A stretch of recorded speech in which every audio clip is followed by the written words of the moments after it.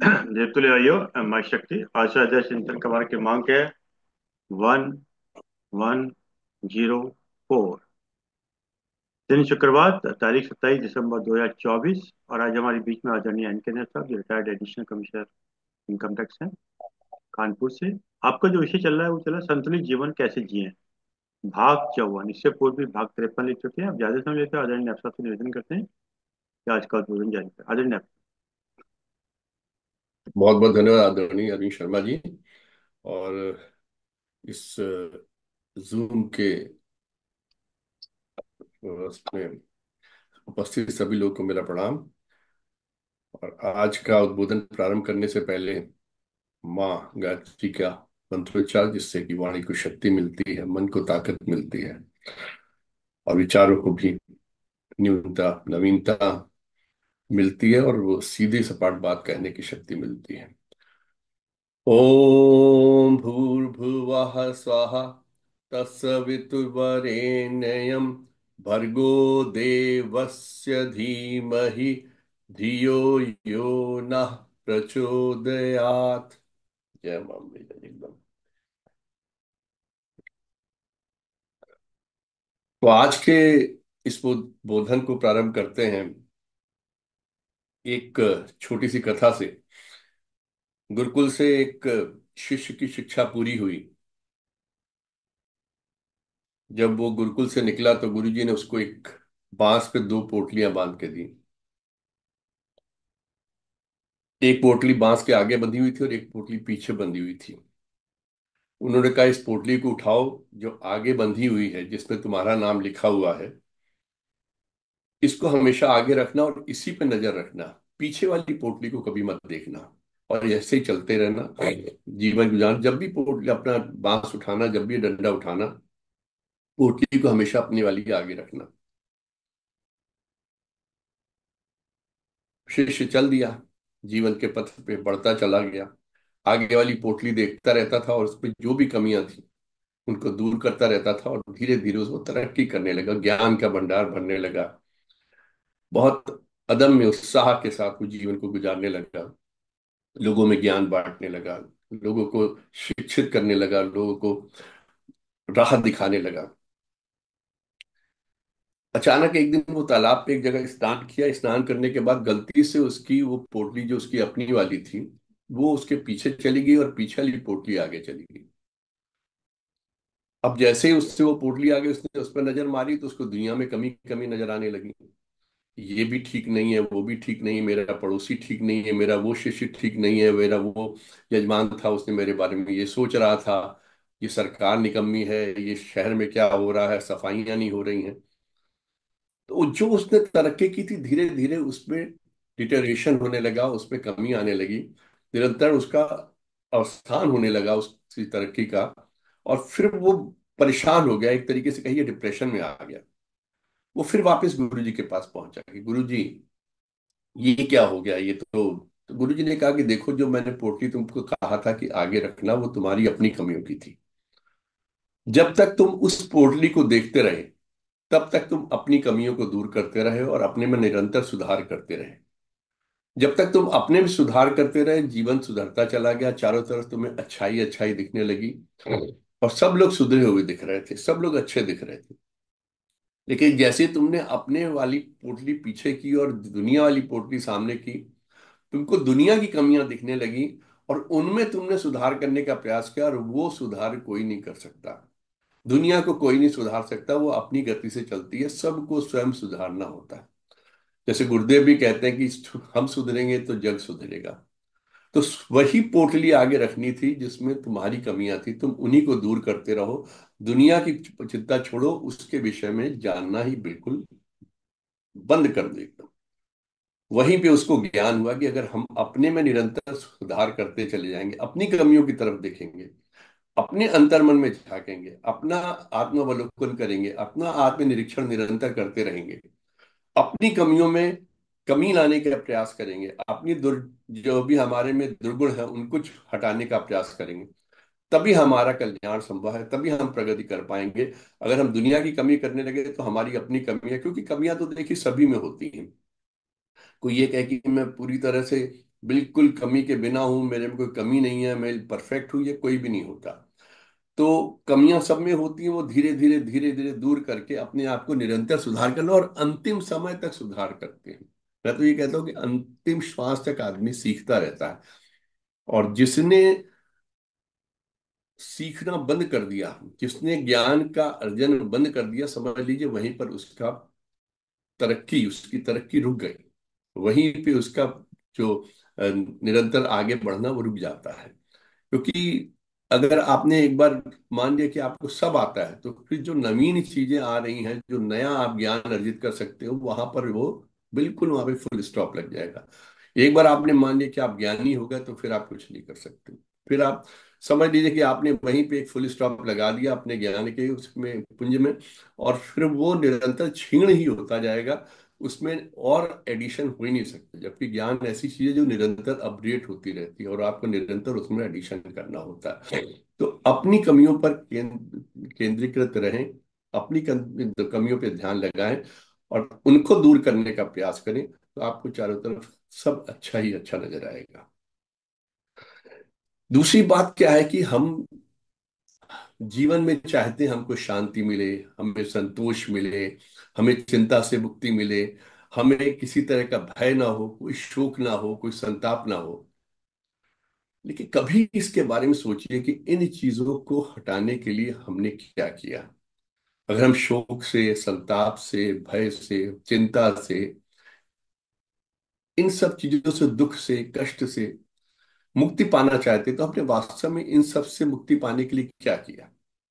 अगर कहीं अंतर मन में झांकें, अपने अंदर देखें, तो हमें समझ में आता है। आप एक ईमानदारी से अपना आत्म निरीक्षण करें, आत्मावलोकन करें, ईमानदारी से अपने आप को तौलें, अपने अंतर मन को, अपनी आप को तौलें, तो आपको समझ में आ जाएगा कि वास्तविकता में तो हम स्वयं ही अहंकार को, लोभ को, मोह को, इन सब चीजों को हम खुद ही छुपाते हैं लोगों से, और अपने अंदर बचा के रखते हैं, और उसका संरक्षण करते हैं। अगर किसी चीज के प्रति लोभ है, अगर किसी चीज के प्रति मोह है, अगर हम किसी से ईर्ष्या करते हैं, या हमें किसी चीज का अहंकार करते हैं, तो हम चाहते हैं लोगों को इन सब चीजों का ना पता लगे, लेकिन ये हमारे अंदर पनपती रहे। हम उनको छुपाते हैं, उनका निराकरण करने की बजाय, उनका त्याग करने की बजाय उनको संरक्षण देते हैं, उनको पालते हैं। ये हमारे अंदर रहने चाहिए, मोह नहीं होगा तो मैं ये कैसे कर पाऊंगा, ये कैसे कर पाऊंगा।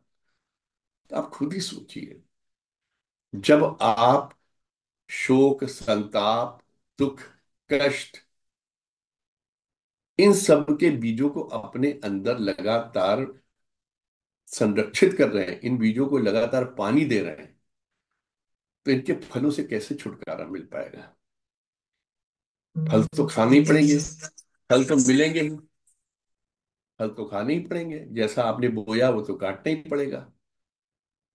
अगर इसके फल नहीं आप चाहते हैं, तो इनके बीजों को सबसे पहले अपने अंदर से मुक्त करिए। बिना उन बीजों को मुक्त किए आप मुक्ति नहीं पा सकते हैं। इसलिए अगर शोक से, संताप से, दुख से, कष्ट से, चिंता से, इन सब से दूरी बनाना चाहते हैं, पहले अपने अंदर से इनके बीजों को निकालिए। यानी अहंकार को छोड़िए, मोह को छोड़िए, ईर्ष्या को छोड़िए, उसका त्याग करिए, लोभ से दूर रहिए। और अगर इन सब से दूर नहीं रहेंगे, तो ये सब चीजें आपके साथ हमेशा चलती रहेंगी। आप इनसे कभी छुटकारा पा ही नहीं सकते।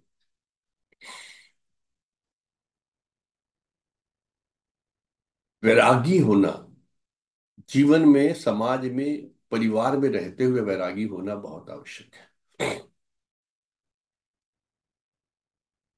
हमने सुना है, हम लोग जानते भी हैं, लोग हिमालय की कंदराओं में या दूर दिश जगह पे अकेले में, सुनसान इलाकों में, जंगलों में तप करते हैं, भजन करते हैं, या ईश्वर की आराधना करते हैं, साधना करते हैं। महान हो, सब कुछ त्याग के चले गए, उनकी कोई कमी नहीं। लेकिन उनसे कहीं ज्यादा वो हैं जो समाज में रहते हुए, परिवार में रहते हुए समाज के ताने बाने में उलझते हुए, परिवार के जिम्मेदारियों को अपने कंधे पे लेते हुए भी एक वैरागी का जीवन जीते हैं।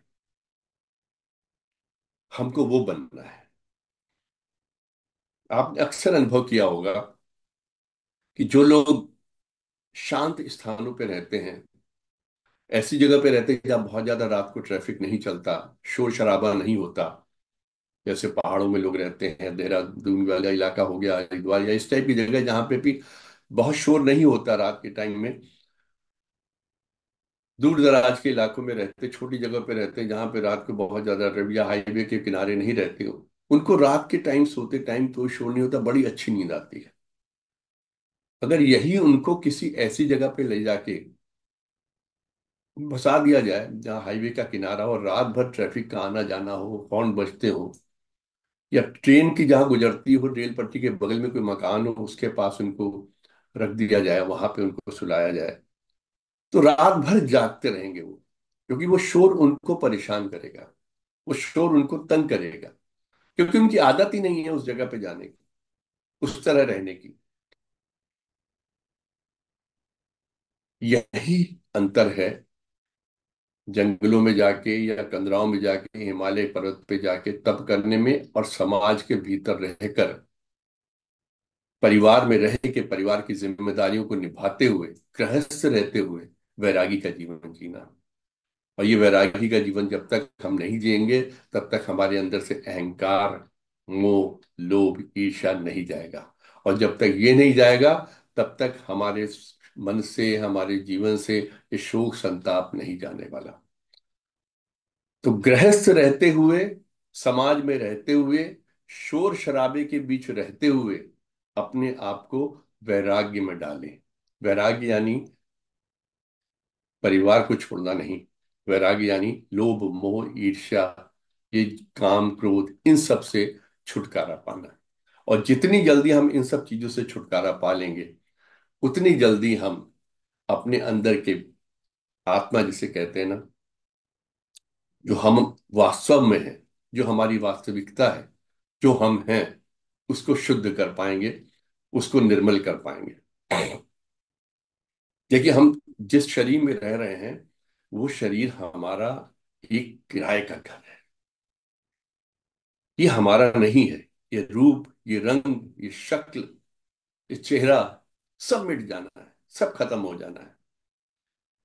हमारे जाने के बाद हो सकता है 10, 20, 50 साल तक कहीं चित्रों में किसी के घर में सजा रहे, 20, 30, 40 साल बाद वहां से भी हट जाएगा। फिर शायद कोई हम लोग का नाम भी ना याद रखे कि वो रहते थे या कोई ऐसे थे। तो ये चेहरा, ये मोहरा, ये शरीर, ये बनावट, ये ईश्वर ने हमको दी है, ये किराए के घर की तरह है। और इसके अंदर जो रह रहे हैं वो हमारी जीवात्मा है, वो हमारी आत्मा है, वही हम हैं। भला जो किराए के घर में जाके रहता है, क्या किराए के घर को, स्ट्रक्चर को रिनोवेट करता है? क्या उसके पूरे स्ट्रक्चर को ठीक करता है? या खाली उसको मेंटेन करता है ताकि जब तक वो उस घर में रह रहा है तब तक उस पर ठीक ठाक तरीके से रह सके? हमको भी इस शरीर को सिर्फ मेंटेन करना है, कोई बीमारी ना लगे, किसी तरह की कोई आपदा इस शरीर पे ना आए, अपने आप को बचा के चलना ताकि हमारी आत्मा इसमें सुरक्षित रह सके, सिर्फ इतना करना है। अगर हम सारा ध्यान इस शरीर को ही बनाने और गांठने में लगा देंगे, तो हमारी उस आत्मा का क्या होगा? उसको कौन देखेगा? इसलिए इस शरीर को एक रेंटेड हाउस की तरह ही ट्रीट करिए। आज है, कल नहीं रहेगा, लेकिन हम रहेंगे। हम यानी मैं, मेरी आत्मा, मेरी जीवात्मा, ये फिर नया शरीर धारण करेगी, उसमें जाएगी, नए किराए के घर में प्रवेश करेगी। कहीं ऐसा ना हो इस शरीर की वजह से, इस किराए के घर की वजह से हम अपनी आत्मा में कोई ऐसा घाव लगा दें, उसमें कोई ऐसा दाग लगा दें जिसको छुटाने में हमको कई जन्म लग जाए, कई योनियों में जाना पड़े। इस शरीर की बनावट के पीछे मत भागें। इस शरीर को बहुत सुंदर बना के नहीं, पीछे मत भागे। कि जैसा है उसी में प्रसन्न रहे। भगवान ने जैसा दिया है वही हमारा था, वही हमारा होना है, हमको इसी घर में रहना है। जैसा है उसको वैसा ही रखे, सिर्फ मेंटेन रखें।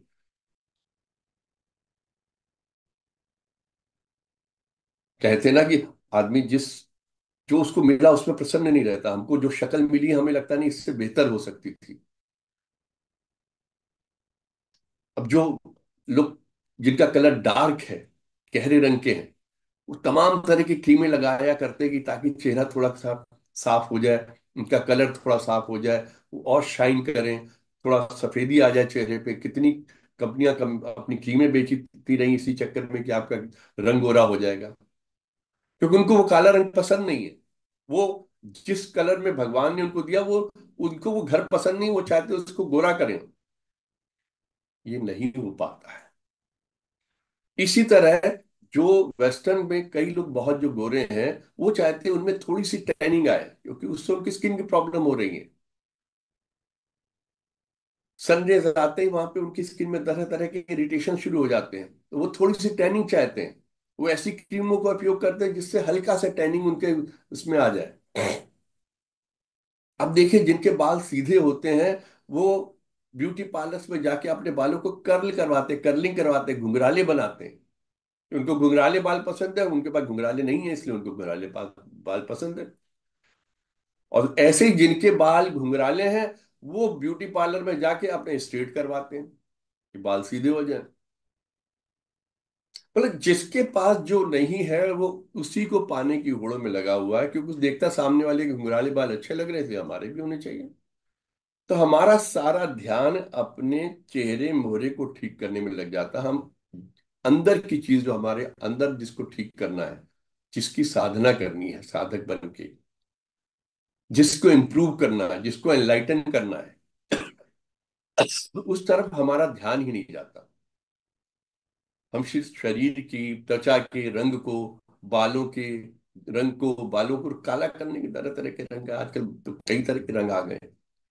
यहाँ तक कि जवान लड़के बालों को सफेद करने लगते हैं। साल्ट एंड पेपर करके कुछ आया है, नमक और काली मिर्च वाले रंग का मिक्स करना। कहाँ तक दौड़ेंगे आप इन सब चीजों के पीछे? तो आपके अंदर का जो इम्प्रूवमेंट था वो कहाँ रह गया, कहाँ छूट गया? उसको क्यों नहीं देखते? तो इतनी मेहनत अगर आपने अपने अंदर के साथ कर ली, स्वयं के साथ कर ली होती, स्वयं का मतलब अपनी आत्मा के साथ की होती, इतनी मेहनत, कितना संतोष मिल गया होता।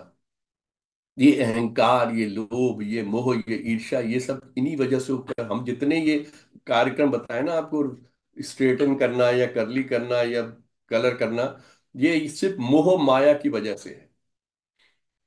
अगर हम इनसे दूर हो जाए तो अपने मन को इंप्रूव करने लगेंगे, अपने हृदय को इंप्रूव करने लगेंगे, अपनी जीवात्मा को, जिसकी जिसको ज्ञान की भूख है, उसकी भूख को, उसकी क्षुधा को शांत करिए। इधर उधर मत भटकिए, बहुत भटक लिए। And I tell you it is never too late. कुछ भी उम्र हो गई हो आपकी, कितने भी आपने कर लिए हो कर्म, जो भी कर लिए हो, अब तो उस नेगेटिविटी को हटाइए। आज से शुरू कर सकते हैं, अभी से शुरू कर सकते हैं, अभी इसी पल से। रिमूव दैट नेगेटिविटी, उस नेगेटिविटी को हटाइए। पास्ट पे रिग्रेट मत करिए। जो जब हो गया सो हो गया, उसके बारे में मत सोचिए। अभी से इस प्रेजेंट में रहिए, अभी के प्रेजेंट में रहिए, ताकि आपका फ्यूचर आपके हिसाब से बन सके। आपका भविष्य वही होगा जो आप वर्तमान में कर रहे हैं। वही आपके भविष्य को गाइड करेगा, वही आपके भविष्य का निर्धारण करेगा जो आप वर्तमान में कर रहे हैं। आप नेगेटिविटी पाले हुए हैं तो आपका फ्यूचर भी पॉजिटिव नहीं रहने वाला। प्रॉब्लम क्या है? वास्तविकता यह है कि हमारा जो पास्ट था, जो बीत गया, वो शायद हमारी डेस्टिनी थी। और जो हमारा फ्यूचर है वो हमारी फ्री विल है, उसको अभी भी हम सुधार सकते हैं। और उसको सुधारने के लिए हमको प्रेजेंट में रहना और प्रेजेंट को बेहतर से बेहतर बनाना, अच्छे से अच्छा बनाना, इसको ज्यादा से ज्यादा इंप्रूव करना, आत्मशक्ति को बढ़ाना है। इसके विरुद्ध हम सोचते हैं कि जो हमारा बीत गया है वो हमारी फ्री विल थी, जो हमारा फ्यूचर आने वाला वो हमारी डेस्टिनी है, और इसी वजह से हम अपने प्रेजेंट को मिजरेबल किए हुए हैं। अपने प्रेजेंट को, अपने वर्तमान को खराब किए हुए हैं। भाई अगर आपकी हाइट 22 की एज तक बढ़ते बढ़ते 5 foot 10 inch, 11 inch, 4 inch, 9 inch, 8 inch रही है, 6 इंच, 6 फुट हो गई, 6.25 फुट हो गई, वो ईश्वर के द्वारा दी हुई थी आपकी हाइट। वो आपके जीन्स के हिसाब से थी, वो आपके डीएनए के हिसाब से थी। लेकिन अब उसका वेट क्या होगा आपका? आप अपने वेट को 70, 80, 90 अपने प्रोपोर्शनेट रखते हैं, या 150, 200 किलो के हो जाते हैं, ये आपका प्रेजेंट का कर्म है। अगर इसमें आपने सुधार नहीं किया तो फिर भविष्य तो खराब होने वाला है। इसलिए अगर अपना भविष्य बनाना चाहते हैं तो अपने प्रेजेंट को सुधारिए। और ये सुधार आपके शरीर में नहीं होना चाहिए, ये रेंटेड घर में नहीं होना चाहिए, ये सुधार आप में स्वयं में होना चाहिए। जो आपकी अंदर की आत्मा है, जीवात्मा है, जो आप स्वयं है, जिसको निरंतर रहना है,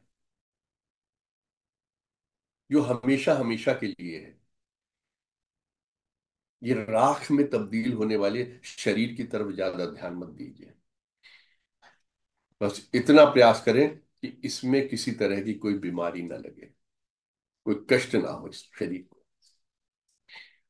ऐसी खराबी ना हो कि आप इसमें रह ना सके, रहने में आपको तकलीफ। फिर तो ईश्वर है ही ना करने के लिए। एक बार आप अपने अंतर्मन की तरफ आ गए, अपनी आत्मा में सुधार के लिए आ गए, अपनी जीवात्मा को पहचान लिया, अपने में निरंतर अगर आप ज्ञान को के पुंज में जाने लगे, ज्ञान के प्रकाश में जाने लगे, फिर तो ईश्वर आपकी मदद करता है ना, पग पग पे। देखिए, इस संसार में आना हमारे बस में नहीं था, इस संसार से जाना हमारे बस में नहीं है, तो इन दोनों पार्टों के बीच में हमारा क्या रहेगा क्या नहीं रहेगा ये भी हमारे बस में नहीं हो सकता। लेकिन हम भटक जाते हैं, हम सोचते हैं सब हमारे बस में है, और जहां हमने चीजों को अपने नियंत्रण में लेने का प्रयास किया वहीं खराबियां करते चले जाते हैं। जो जहां जैसे हो रहा है उसको वैसे होने दीजिए, आप सिर्फ कर्म करते रहिए, और कर्म अच्छे करिए। कर्म करने में पहले इन सब चीजों का निर्मूलन करिए। काम, क्रोध, लोभ, मोह, ईर्ष्या, ये जितनी भी चीजें, इन सब का निर्मूलन करना आपका कर्म है। आप बिना कर्म के रह नहीं सकते। इस जीवन में आए हैं तो कर्म तो आपको करना ही पड़ेगा। अगर सोचे कि आप बैठे रहेंगे या बिना कर्म के इस जीवन को जी लेंगे, नहीं जी सकते हैं। सांस लेना भी कर्म है, सांस छोड़ना भी कर्म है, देखना भी कर्म है। और अगर चुपचाप आप बैठे रहते, शांति से आलस में बैठे रहते, तो ये भी कर्म है। लेकिन ये कर्म नेगेटिव कर्म है, जो आप में इंप्रूवमेंट कहीं नहीं लाने वाला है। इसलिए आलस छोड़िए, प्रगति की ओर बढ़िए, कोशिश करिए, इंप्रूवमेंट करिए, मदद कीजिए, लोगों की सेवा कीजिए। अगर आपके पास नहीं है, पहले अपने को देखिए, अपने परिवार को देखिए, फिर अपने आसपास के लोगों को देखिए, फिर समाज को देखिए। जैसे जैसे भगवान आपको देता जाता है वैसे वैसे आप सेवा बढ़ाते चले जाइए।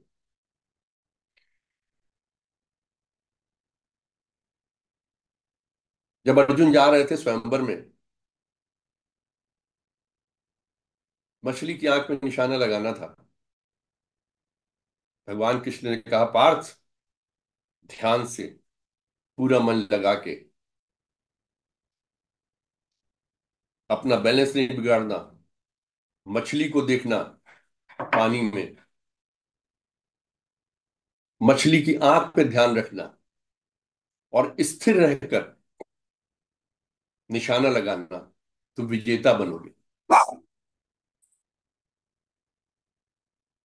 अर्जुन बोले, प्रभु, जब सब कुछ मेरे मुझे ही करना है, आप क्या करोगे? आप मेरी मदद कैसे करोगे?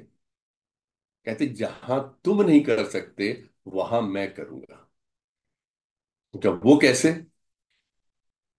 तो उन्होंने कहा, भगवान कृष्ण ने, कि जब पानी में लहरें उठती है ना, जब चल रही होगी मछली, नीचे पानी होगा जिसपे तुम देखोगे पानी जो हिल रहा होगा, जिस वक्त तुम निशाना लगाओगे उस सब पानी को मैं स्थिर रख दूंगा, वो मैं स्थिर कर दूंगा।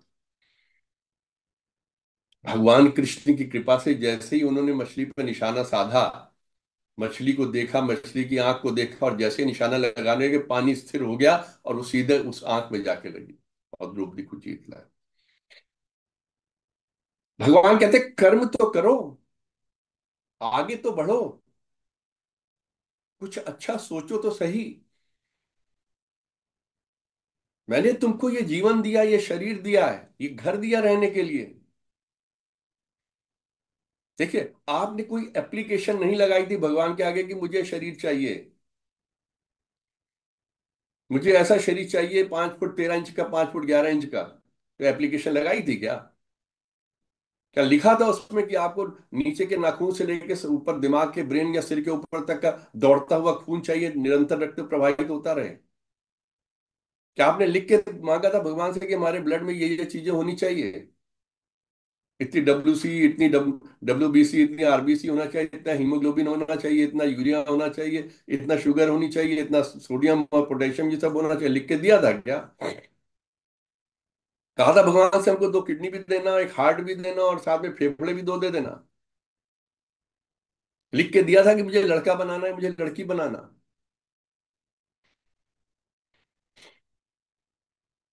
ये कौन सी ताकत भगवान ने शरीर के अंदर, कौन सी आग डाली हुई है जिससे कि निरंतर शरीर चलता रहता है, सब कुछ, फेफड़ों में सांस भी आ रही है, हम निरंतर सांस भी ले रहे हैं,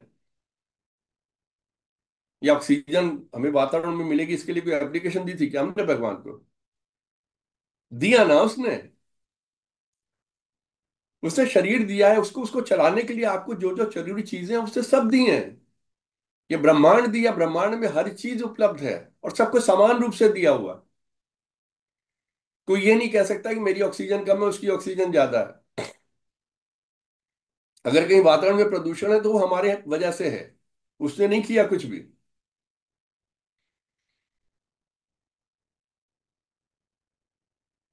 ऐसा क्या है जो हम उछलते भी हैं, चलते भी हैं, सब कुछ हो रहा शरीर के साथ, निरंतर रक्त प्रवाहित हो, तो सडनली कुछ होता है, सडनली अचानक एक कोई ब्रेक लगती है, पता नहीं वो कौन सी ताकत तो चली जाती है और शरीर 2 मिनट के अंदर ठंडा। फिर कहते इसका तो डिस्पोजल करो। अब ये मिट्टी, पिताजी अंदर गए थे ICU में, एडमिट हुए, जिसमें उनका हार्ट भी चल रहा था, ब्रेन भी चल रहा था, खाली इलाज के लिए गए थे ICU में। डॉक्टर ने कहा था ही इज नो मोर। और उसके बाद हम फिर पिताजी नहीं कहते, हम कहते बॉडी को कैसे रखना है, बॉडी को लेके आ रहे हैं, घर में खबर करते हैं पिताजी नहीं रहे, हम बॉडी लेके आ रहे हैं, पिताजी को लेके नहीं आ रहे, पिताजी तो चले गए। जो मैं अंदर था मैं तो चला गया, किराए के घर की खाली दीवारें रह गई, वो भी सड़ी गली, जिनका अब निस्तारण करना है।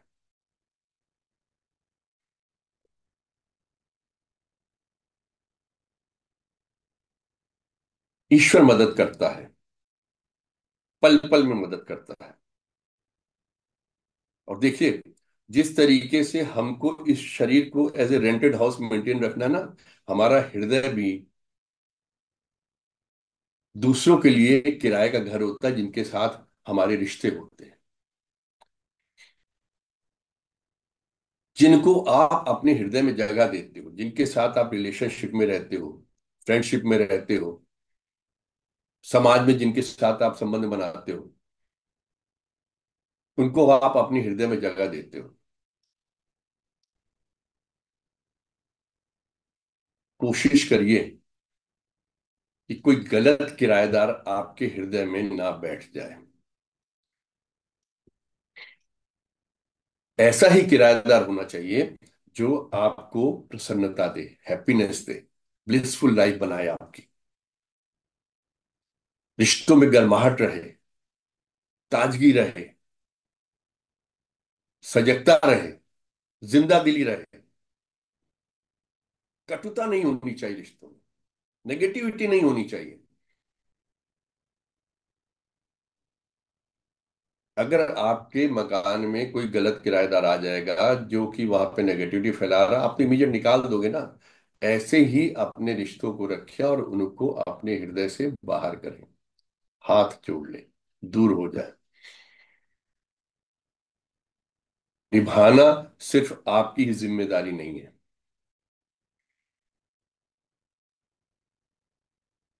बेहतर है खामोश रहें और निजात पाएं। कहा ना मैंने कि delete all the negativity, negativity को डिलीट करें। अपने पास्ट पे जो बीत गया उस पे किसी तरीके का रिग्रेट नहीं करना। और अगर कोई गलती हो गई हो उसके लिए माफी मांग लेनी चाहिए, और आगे भविष्य को सुधारना है हमको। और वो तभी सुधर सकता है जब हम वर्तमान में अपने कर्तव्यों का पालन करेंगे।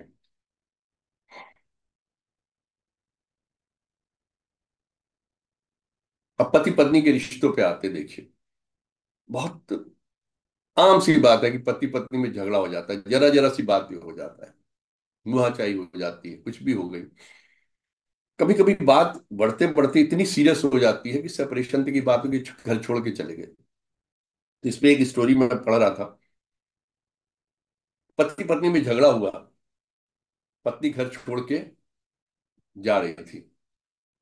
जब रात को घर छोड़ के निकली, एक घर के सामने से गुजरी तो उस घर में से उसको आवाज आई। एक लेडी जो थी हाथ जोड़ के ईश्वर से प्रार्थना कर रही थी। तो ये झगड़े होते बड़ी छोटी सी बातों पे होते हैं, ईगो पे होते हैं। खाने पीने की कोई कमी नहीं, रहने की कोई कमी नहीं, अच्छा घर, अच्छा मकान, सारी सुख सुविधाएं। जब सारी सुख सुविधाएं उपलब्ध होती हैं तब ईगो आना शुरू हो जाता है।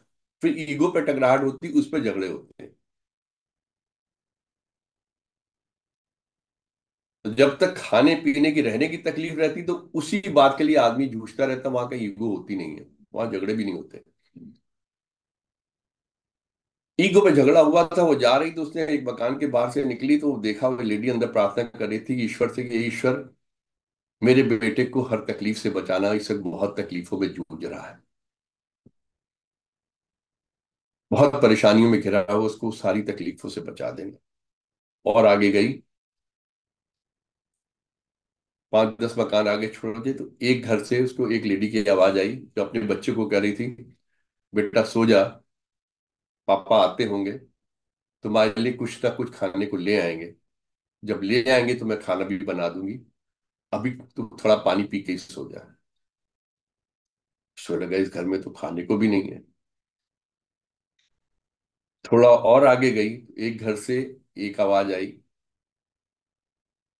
दादी अपने पोते से करी थी कि बेटा मेरी दवाइयां खत्म हुए 1 हफ्ता हो गया, मेरी तकलीफ बढ़ती जा रही है, दवाइयां कब लेके आओगे। तो उसका ग्रैंडसन कह रहा था कि दादी, दवाई वाले ने अब उधार दवाई देने से मना कर दिया है, मेरे पास अभी इतने पैसे भी नहीं कि मैं आपकी दवाई ला सकूं, थोड़े दिन और तसल्ली कर लो भगवान का नाम लेके,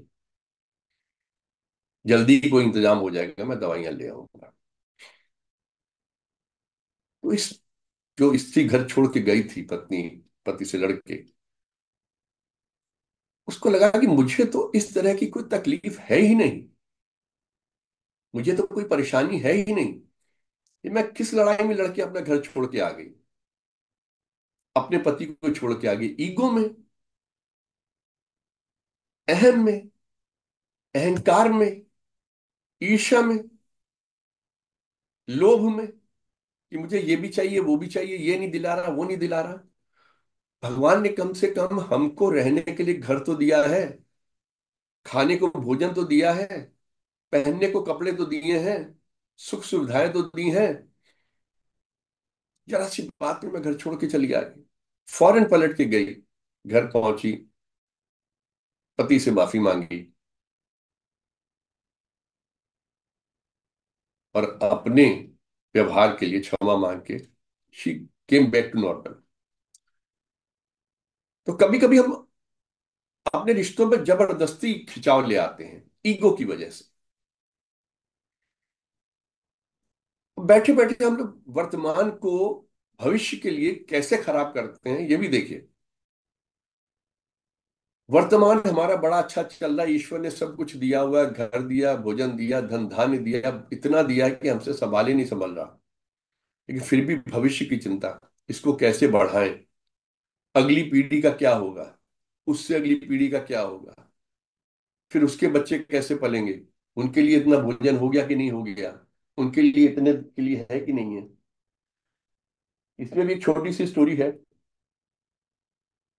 कि एक बहुत धनी व्यक्ति था,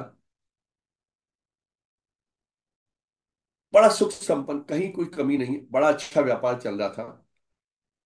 ऐसे उसके दिमाग में आया कि मैं जरा पता करूं मेरी कितनी पीढ़ियां घर बैठे खा सकती हैं। तो उसने अपने अकाउंटेंट से कहा, जरा पता करो मेरी कितनी पीढ़ियां बिना कोई काम किए इस जो हमारे पास अभी की संपदा है इससे खा सकती हैं, इन्फ्लेशन को मद्देनजर रखते हुए। अकाउंटेंट पूरा अकाउंट बना के लाया, साहब इतना इस साल रहेगा, इतना ब्याज आएगा, इतना करते हुए कहते ब्याज ब्याज से अगर हमारे पास जितना धन है उसको हम ब्याज पे चढ़ा देंगे, बैंक में एफडी भी करा देंगे, तो उसी के ब्याज से हमारी आपकी 7 पीढ़ियां आराम से खा सकती हैं। बड़ा प्रसन्न हुआ कि 7 पीढ़ियां तो खा सकती हैं, लेकिन फिर परेशानी इसको 8वीं पीढ़ी का क्या होगा, वही टेंशन में आ गया। वर्तमान में जिसमें रह रहा है उसमें भगवान ने उसको हर चीज दे रखी है, और उसके अपने अगले पल का भरोसा नहीं है। और वो 7 पीढ़ियों तक का उसका अकाउंटेंट उसको एश्योर कर रहा, साहब आपका इतना धन धान्य है, आप चिंता ना करिए, लेकिन उसको 8वीं पीढ़ी की चिंता हो गई, उसी में उसने अपना वर्तमान खराब कर लिया और अवसाद में चला गया, डिप्रेशन में चला गया। जब अवसाद में गया तो उसको उसके घर वाले एक साधु के पास ले गए, गुरुजी इनको समझाइए कहाँ की परेशानी में पड़े हुए। तो गुरुजी ने उनकी पूरी बात सुनी। उनका सब गुरुजी 7 पीढ़ियों तक का तो इंतजाम हो गया, लेकिन 8वीं पीढ़ी का क्या होगा, वो कैसे रहेगी, मैं ऐसा क्या कर दूं कि 8वीं पीढ़ी भी घर बैठ के खाए। तो गुरुजी ने कहा ठीक है, यहाँ से 5 किलोमीटर दूर एक झोपड़ी में एक माता जी रहती हैं, जहाँ जाओ, कल 1 क्विंटल अनाज लेके चले जाना, उनको दे आना, दान कराना, दान पुण्य करने से सब अच्छे कर्म होते हैं। अगले दिन वो 1 क्विंटल अनाज लेके उस 5 किलोमीटर दूर एक झोपड़ी में गया, माता जी के पास पहुंचा। माता जी मैं आपके लिए अनाज लाया हूँ, रख लीजिए। बेटा मैं इस अनाज का क्या करूंगी, मैं तो अकेली रहती हूँ। कहती नहीं, आप बना के खा लीजिए। कहती, मेरा तो भोजन हो गया आज का। देख आज का हो गया, कल परसों के लिए, महीने भर के लिए, 2-3 महीने के लिए आपका हो गया। बेटा मेरे को कल की चिंता नहीं रहती, जिसने मुझे आज दिया है वो मुझे कल भी कर दे देगा। और तू तो बेटा मेरे पास आज आया है, मेरी उम्र हो गई है 70 साल की। 70 साल तक जिस बंदे ने मेरे को बार बार भोजन भेजा है, जिस ईश्वर ने मेरे खान पीने का ख्याल रखा है, मुझको ये हाँ इस उम्र तक ले आया है, वो मेरी बची खुची 5-10 साल की जो उम्र में, उसमें भी वो मेरा ख्याल कर लेगा। तो अपना अनाज लेके अपने घर जा। जो 70 साल बाद होश आए माता जी का क्या होगा, 70 साल जिसने ख्याल रखा वो कर लेगा। जाओ, ले जाओ अपना अनाज। छोटा सा मुंह लेके वापिस आ गए, लेकिन वहीं उसको समझ में आ गया कि वो महिला को अगले, उस माता जी को अगले दिन की भी परवाह नहीं है कि अगले दिन क्या होना है। उनको अगले दिन के भोजन की भी चिंता नहीं है, और मैं 8वीं पीढ़ी की चिंता कर रहा हूं।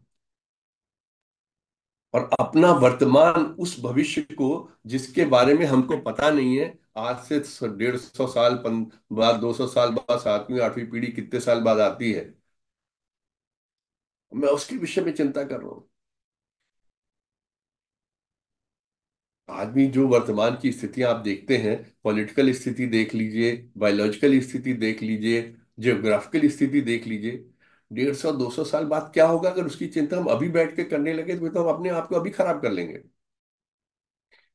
वर्तमान में रहिए ना, वर्तमान को अच्छा बनाने का प्रयास करिए। और अच्छा तभी होगा जब हम स्वयं अपने में सुधार करेंगे। हम सुधरेंगे तो जग सुधरेगा। अपने अहंकार का दमन कीजिए, अपनी ईर्ष्या का दमन कीजिए, अपने मोह का, अपने लोभ का दमन कीजिए, अपनी आत्मा का कल्याण करिए, आत्मावलोकन करिए। रह रहकर अपने अंदर से पूछिए, जब रात को सोने जाए ना, जब रात को लेटे, एक बार दिन भर की घटनाओं को दोहरा लिया कीजिए कि आज दिन भर में आपने कौन से ऐसे काम किए जो आपको नहीं करने चाहिए थे, और कौन से ऐसे काम किए जो आपको रिपीट करने चाहिए। जितने अच्छे कर्म किए हैं वो अगले दिन के लिए फिर बना के उनको रखिए, आपको कल फिर ये करने हैं। और कहीं आपसे कुछ गलतियां हो गई हैं तो मन ही मन में, अगर किसी को आपने हर्ट किया, वो आपके सामने नहीं है, मन ही मन में उससे माफी मांग लीजिए, उस तक पहुंच जाएगी। आपकी भावनाएं पहुंचा देंगी इसको। क्षमा मांग लीजिए, खुद से क्षमा मांग लीजिए, इस ब्रह्मांड से क्षमा मांग लीजिए अगर कोई आपने गलत किया है, अगर किसी को दुख पहुंचाया, अगर किसी को कष्ट पहुंचाया, अगर किसका नुकसान पहुंचा है, जाने अनजाने कैसे भी आपसे अगर किसी को कष्ट पहुंचा है, कि जाने अनजाने कैसे भी आपसे बिना किसी गलती के अगर किसी को आपको दुख पहुंचा है, क्षमा मांग लीजिए मन ही मन में। अगर फोन कर सके तो फोन कर दीजिए, भार बहुत हल्का हो जाएगा सर पर, बोझा बहुत हल्का हो जाता है। 2 दिन बाद वो आदमी नजर आए, उसको रोक के उससे क्षमा मांग लीजिए। ये चीजें धीरे धीरे आती हैं चरित्र में, एकदम से नहीं आएंगी। एकदम से आपको लगेगा मैं क्यों मांगू, मैंने कोई जानबूझ के थोड़ी किया। लेकिन जब आप एक बार कर देंगे ना, पहली बार जब करेंगे आपको झिझक झिझक लगेगी। जब एक बार कर लेंगे तो आपको कितना हल्का महसूस होगा, आप विश्वास नहीं कर सकते। किसी को जाने अनजाने बिना आपकी गलती के, आपकी वजह से या आपकी बिना वजह से कष्ट पहुंचा है, वो जरा भी आपसे रुष्ट है या जरा से भी उसके दिल में है, आप उससे क्षमा मांग लीजिए। आपको देखिए आपकी आत्मा कितनी हल्की हो जाएगी, आपका मन कितना हल्का हो जाएगा। और क्षमा मांगकर आप छोटे नहीं होते, आप बड़े होते हैं। आपका चरित्र बड़ा हो जाता है, आपका व्यक्तित्व बड़ा हो जाता है। करके देखिए। कभी अचानक ही कोई किसी आपके मुंह से कुछ निकल जाता है किसी के बारे में, कई बार हंसी मजाक में चीजें निकल जाती हैं। आपने किसी चीज को ह्यूमर क्रिएट करने के लिए किया, जैसे मेरा एक बड़ी आदत है, मैं कई बार हंसी मजाक में चीजों को कहता हूँ, कोशिश करते हैं ह्यूमर क्रिएट हो, माहौल थोड़ा हल्का हो। कभी कोई बात किसको चुभ जाती है तो मैं पर्सनली जाके कोशिश करता हूँ, पहले नहीं करता था। अब जब देखा ये सब चीजें मेरे ऊपर आ रही हैं पलट के, तो समझ में आया कि मैंने किसी को कष्ट पहुंचाया है, ये मेरे कर्म है जो मेरे पे वापस आ रहे हैं। जाके क्षमा मांग लेता हूँ, हाथ जोड़ लेता हूँ, पर्सनली या पब्लिकली जैसे भी हो। उसके बाद कितना हल्का महसूस होता है। जरूर करिए। अंदर की आत्मा हमारी इंप्रूव होती है, हम इंप्रूव होते हैं। हम जो हम हैं, हम स्वयं जो अजर है, अमर है, जो इस शरीर में थोड़े समय के लिए ही है, हजारों साल से, लाखों साल से दुनिया चली आ रही है और अगले लाखों हजारों साल तक रहनी है। उसमें जो 60 70 साल का, 80 साल का जो निवास है हमारा इस शरीर में, ये स्थायी नहीं है। ये क्षण भंगुर है, क्षण भर के लिए है। इस पे अहम मत कीजिए, इस पे अहंकार मत कीजिए। कुछ नहीं रखा, कब आया जीवन कब चला गया। बड़े बड़े आए, बड़े बड़े ताकतवर आप देखते ही होंगे, कहाँ आज कोई इनका नाम लेवा नहीं है। अभी कभी आर्काइव्स में फोटो आती है ना, टीवी पे स्क्रीन पे कोई भी डॉक्यूमेंट्री है, अरे हाँ इनको तो भूल गए, ये तो बहुत सब बड़े पावरफुल हुआ करते थे। अरे इनको तो भूल गए, इनका तो नाम मेरे को याद नहीं आ रहा। कई बार चेहरे याद रहते, नाम नहीं याद रहता। बड़े बड़े पॉलिटिकल लीडर्स की मैं बात कर रहा हूँ। आर्काइव्स में आज से 15 20 30 40 साल पहले जो पावर में थे, मिनिस्ट्रीज में थे, सेंट्रल गवर्नमेंट में, स्टेट गवर्नमेंट में थे, कहीं भी थे, या कहीं शहरों में रहे होंगे, बड़े बड़े धनवान लोग, धनाढ़ लोग, आर्काइव्स में उनकी फोटो आती है तो अरे हाँ इनको, अरे यार कितने टाइम से इनको तो भूल ही गए, इनका तो ख्याल ही नहीं आया। और जब वो होते थे तो रोज अखबारों में भी फोटो आ रही, टीवी पे भी आ रही, न्यूज में भी आ रहे हैं, सब जगह छाए हुए हैं। ये सब क्षण भंगुर है, समय के साथ साथ चीजें बीतती जाती हैं, चलती जाती हैं, और लोग भूलते जाते हैं। आज जो हम लोग चित्र देखते हैं पुराने योद्धाओं का, पुराने मुगल सम्राटों का, या राजपूतों का, या कहीं का भी, हम खाली वेशभूषा से पहचानते हैं उनको। चेहरा एग्जैक्टली वही था नहीं था, इसकी कोई ऑथेंटिसिटी नहीं है। की वेशभूषा से, उनकी पगड़ी से, उनके बनावट से पहचानते, उनके दाढ़ी मूंछ से पहचानते हैं, हाँ ये उनकी फोटो है। 10 किताबों में छपी फोटो में देखिए, 10 किताबें अलग अलग चेहरे दिखाई देंगे आपको। तो रहना कुछ नहीं है, बचना कुछ नहीं है। आखिरी में समय हो रहा तो एक बात कहना चाहूंगा, नौजवानों से भी, मिडिल एज वाले से भी, कि बुजुर्गों को कभी कोसा मत करो। कल मैंने काफी बुजुर्ग बुजुर्ग सुना था, तो आज फिर सुबह सोचा कि चलो बुजुर्गों के बारे में कुछ बात की जाए। कभी अपने बड़ों को, अपने माता पिता को, बुजुर्गों को कभी मत कोसना, उनकी कमियों को कभी मत देखना, उनके बारे में कभी मत कहना। क्योंकि आज वो जिस स्थिति से गुजर रहे हैं, कल आपको भी उस स्थिति में आना ही है। आपके भी शरीर में धीरे धीरे रोग पैदा होने ही है जैसे ही आप बड़े होगे। आपको भी बूढ़े होना, आपके शरीर में भी परिवर्तन होने हैं, आपके भी घुटने चरमराएंगे, आपकी भी हड्डियों में ताकत कम होगी, आपकी भी बैलेंसिंग पावर कम होगी, आपकी भी सुनने की शक्ति धीरे धीरे क्षीण होती चली जाएगी। होता है, हो सकता है बोलते टाइम आपकी भी जुबान लड़खड़ाने लगे। हो सकता है बोलते बोलते आपके चेहरे मुंह से कहीं थूक भी निकल आए, गिर जाए। खाना खाते टाइम आपके हाथ से गंदगी फैल जाए, आपके कपड़ों पे खाना गिर जाए। हो सकता है कि आपके शरीर की गंदगी कभी आपको परेशान करने लगे। ये सब कर्म है, सब शरीर के साथ है, जो आज हमारे बुजुर्गों के साथ है। अगर ईश्वर ने हमको वो अवस्था दी, हमारे साथ होगा ही, ये पक्का नहीं है, हो सकता है। इसलिए शरीर को स्वस्थ रखें, मेंटेन रखें। कहते हैं ना कि हमको सब कुछ अच्छा लगता है, गाड़ी, बंगला, पैसा, धन, दौलत, ज्वेलरी, खाने पीने का सामान, होटल, रिश्ते, बॉयफ्रेंड, गर्लफ्रेंड, ये फ्रेंड, वो फ्रेंड, इधर घूमना, पहाड़ों पे घूमना, सब अच्छा लगता है। जिस दिन हमको कोई रोग घेर लेता है, फिर सिर्फ एक ही चीज रहती है कि मुझे इस रोग से छुटकारा मिल जाए। बाकी सारी चीजें गौड़ हो जाती हैं, सेकेंडरी हो जाती हैं, स्क्रीन से समाप्त हो जाती हैं। सिर्फ ये होता है अगर किसी की किडनी फेल हो गई है तो डायलिसिस कब होगा, डायलिसिस के बाद के कैसा होगा, मेरे की किडनी ट्रांसप्लांट हो पाएगी कि नहीं हो पाएगी। लीवर सिरोसिस हो गया तो लीवर ट्रांसप्लांट हो पाएगा कि नहीं हो पाएगा।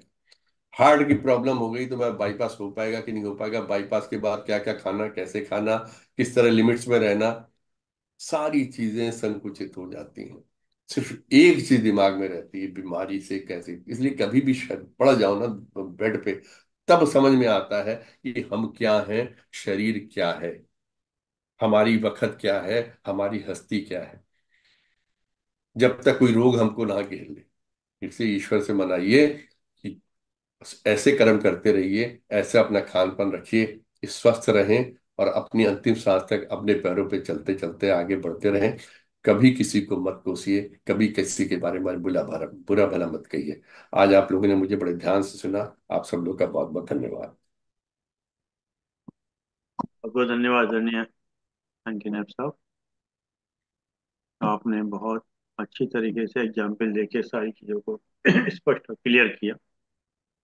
और जीवन में अगर ये सूत्र हम लोग उतार लेते हैं तो काफ़ी जिंदगी सरल हो जाती है।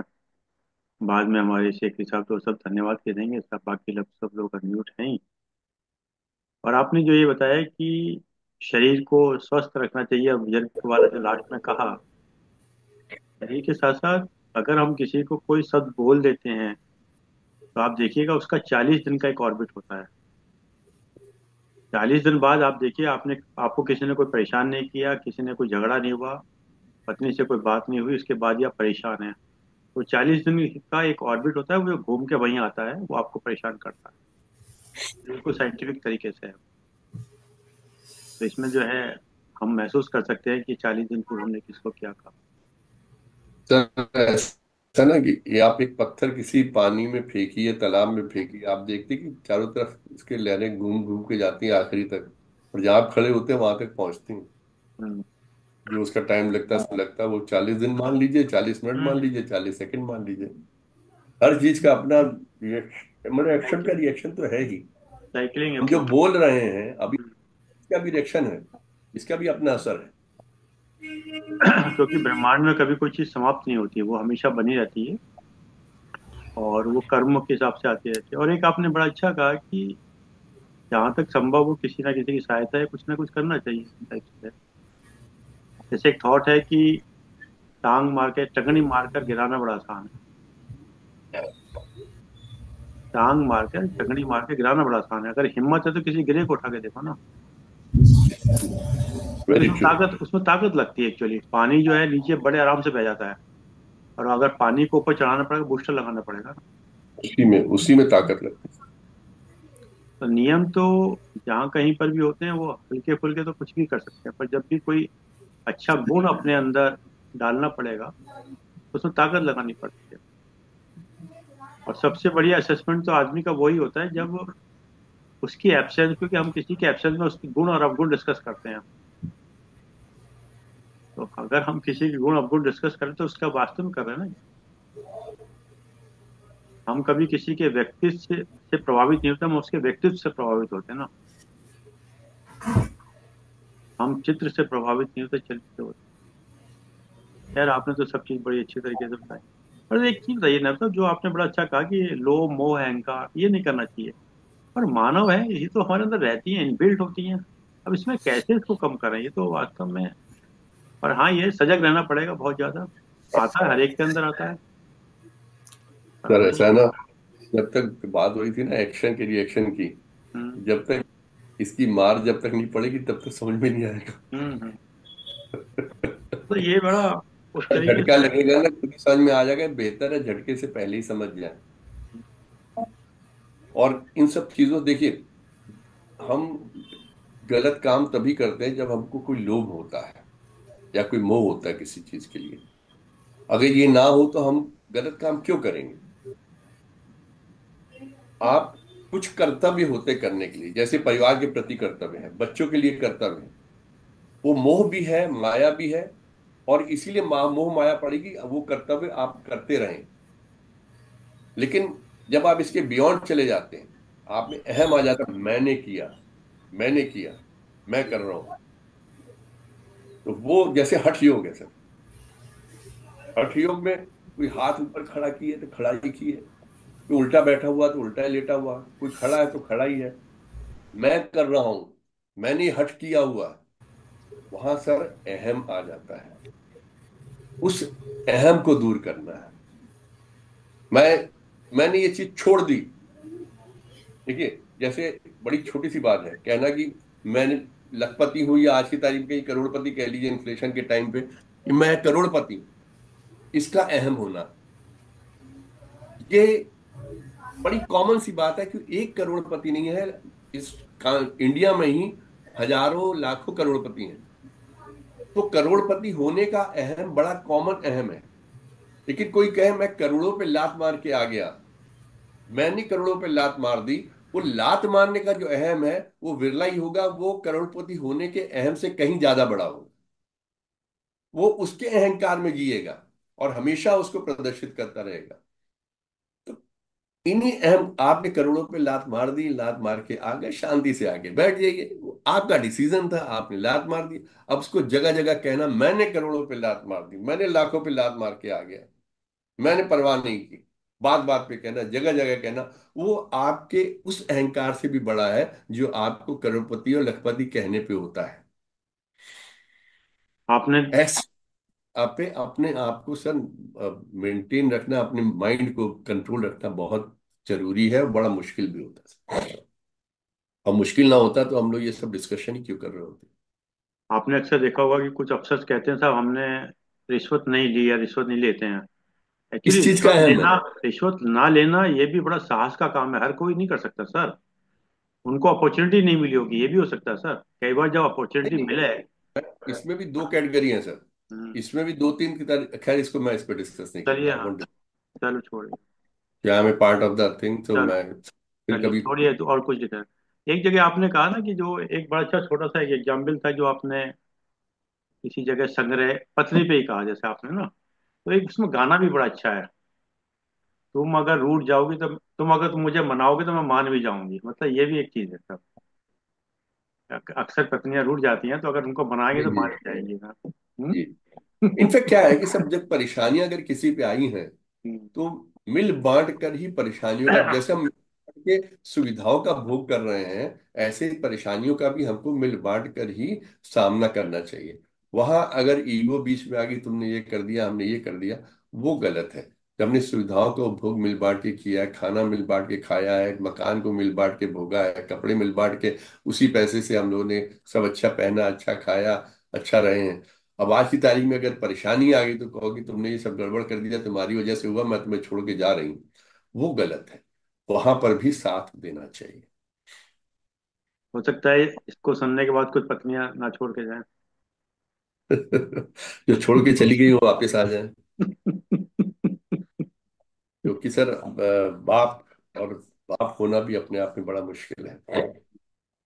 चलिए एक छोटी सी कहानी सुना के खत्म करते हैं। एक बार ना सिकंदर या कोई था तो उसने समुद्र पर अटैक कर दिया।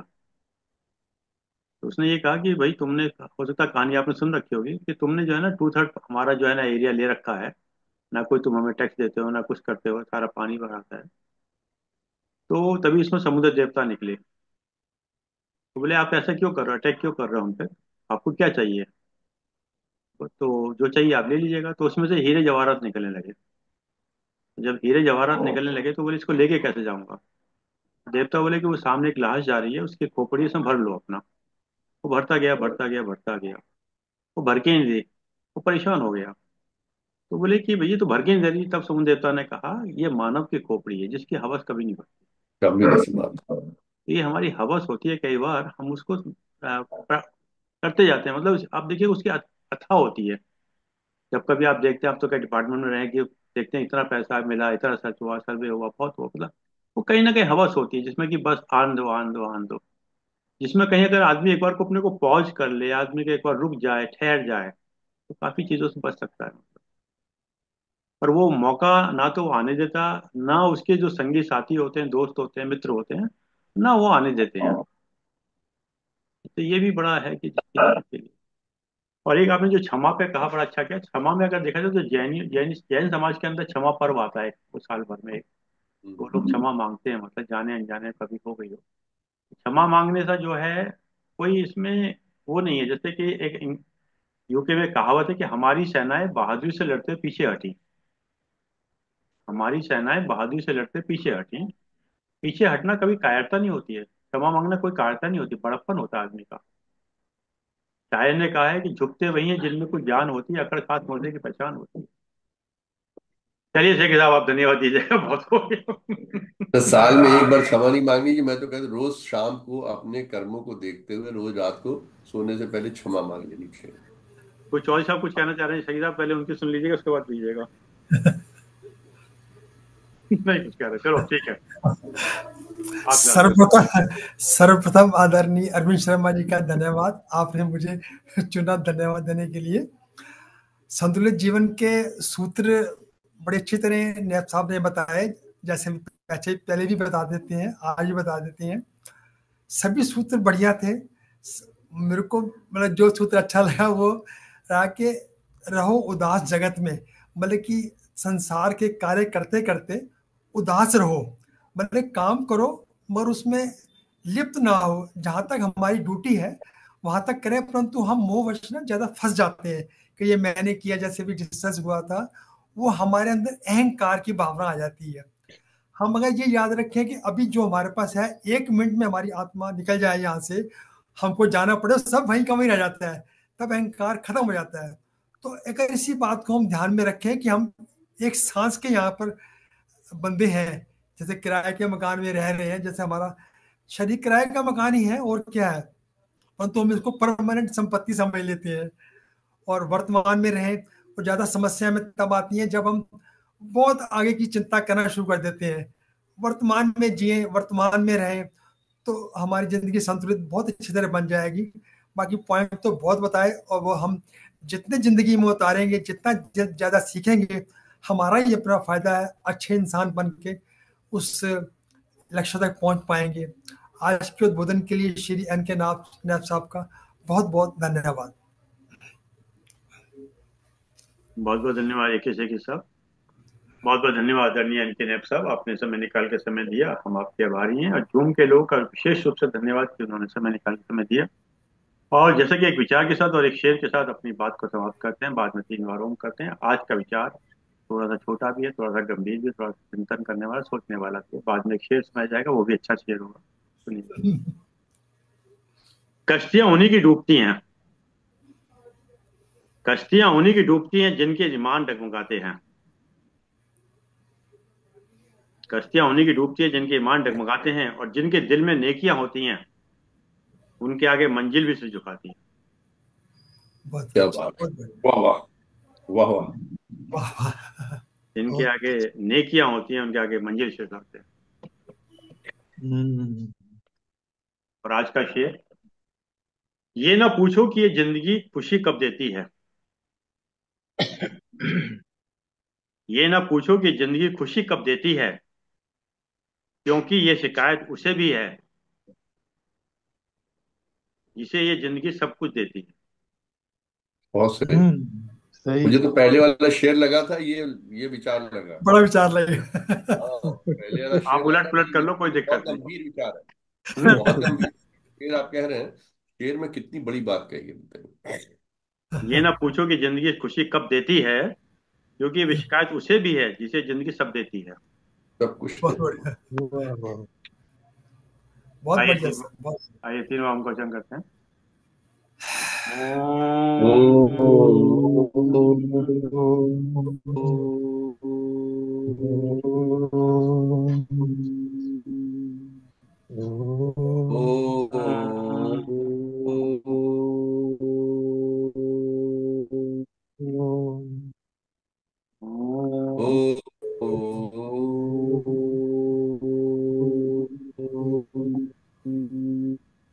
शांति शांति शांति। सबको सभी बहुत बहुत प्रणाम, धन्यवाद। सभी प्रणाम।